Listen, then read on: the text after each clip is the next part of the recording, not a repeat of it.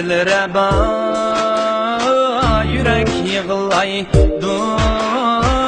Mızlığan cahan bahar çıllaydı Şunca kütsem yarım kelmeydi Mendin vaz kicip kerkem uğşaydı Yarım dilreba canım dilreba Yarım dilreba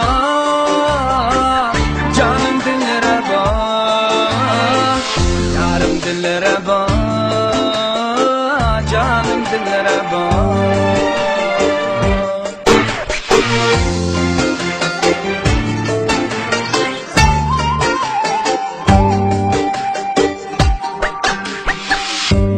Toxtam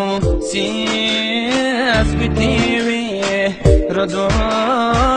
Yaşlıq çağlarım ketgenge oxşar Yarsiz baxitsiz ötüdü günler Nana tapmağan hayatqa oxşar Yarım dilreba canım dilreba Yarım dilreba canım dilreba Şirin canlarım halkımda yetse Bilsen unin şirinlikini Dökülük alem müteyli inak Küydürme ot hamende gadayni Yarım dilreba canım dilreba Yarım dilreba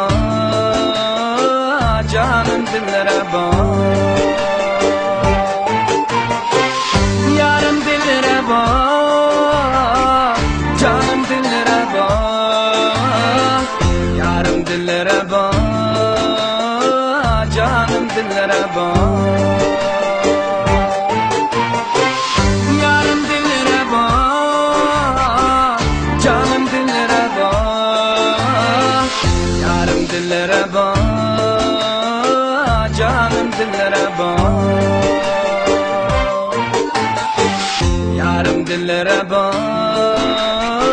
canım dilreba